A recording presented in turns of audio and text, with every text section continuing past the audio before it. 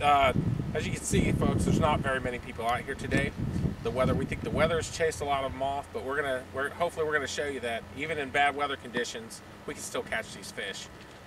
The cold front's just moved in. The crappie bite we're hoping is on because of the cold. The high today is about 59 degrees. We're gonna be using live bait. We're gonna have minnows, and then we'll probably use some jigs. And we hope to see you out on the water and filming a bunch of crappie coming over the boat. All right, we're making our 3-mile trip up the river right now. This is just out of Highland Park Fish Camp. Really secluded back here. This is really good. If we have a real windy day, we can always come back in here and fish. Keeps you a little bit warmer. Structure in here is really good for bass, good for bluegill. But we're just trying to get out to the main lake to really start hitting for our crappie here. But this is a real scenic route. You can see how beautiful the St. Johns River is. This is really what Florida is really about. People pay big money to do this.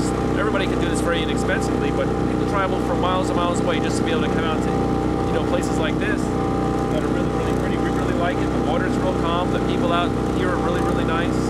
So we always love coming out here. I'm sure you guys will as well. So we'll see you out in the water in just a little bit. We're just using minnow. Just got them hooked here in the tail. Some people do it right through the bottom of the mouth, straight up to the top. That's always an option. I got a split shot, keep them down in the water. If you want to move your split shot a few inches from the hook, gives them some free range to swim around down there. Just using a little bobber, or cork, some people call it, about 1.5 feet from the hook. And then we're just going to toss it out here, let it sit. Crappie are fairly aggressive fish, and we'll pull it down usually right away when they hit. They don't really nibble around too much. Just gonna toss this one right up over here.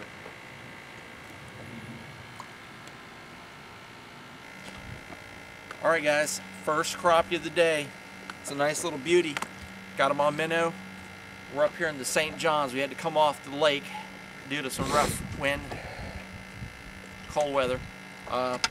But we got this one sitting on the edge, right here in the weed pads. You got a few stumps and logs in the water, and it's a pretty nice little size crappie. It's gonna be good on the dinner table. Next fish, another crappie, right here in the St. Johns River with a minnow. Great tasting fish, a lot of fun to catch. Wind'll pull me. Okay, Fish Outlaw Window's got one on. Woo! Here we go. Hey baby, come to Papa. Got another crappie. Woo! Mm. About how deep are you fishing them? Got a bobber set about roughly 2 feet from the hook, 1.5 feet. And that's what you get. All right, nice catch. That's number 3. Yes, sir. Stay tuned, folks. Got more coming your way. All right, got some real Florida wildlife here. A couple of small alligators in the water. They're gonna be a little hard to see because they're kind of camouflaged down in there. Let's see if I can zoom in on them.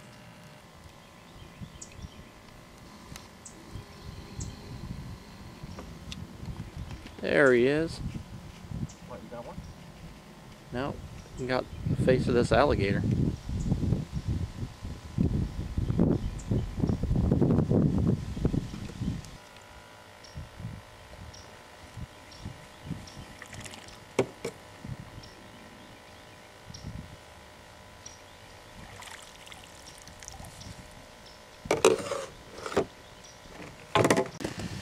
Got my first crappie of the day.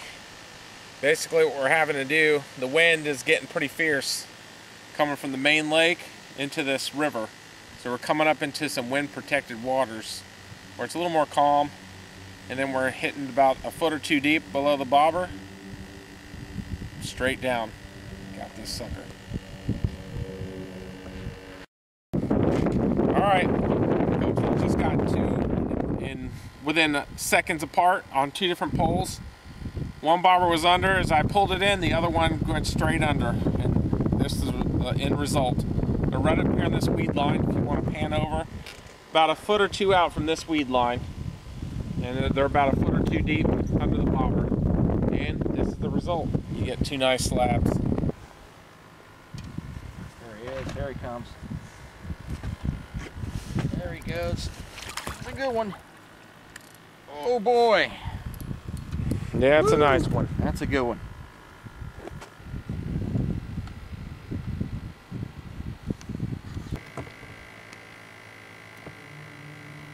It's probably about a 9-10 foot gator.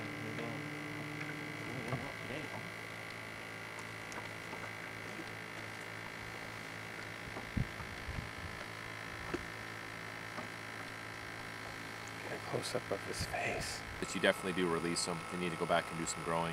That's all part of you know, keeping the population of fish up. So we're gonna put them back in the water. We'll let them grow. And it's fun to catch. All right. Okay, thanks for joining us again. This is the last part of our segment. We're gonna get into showing you how to clean these fish we caught.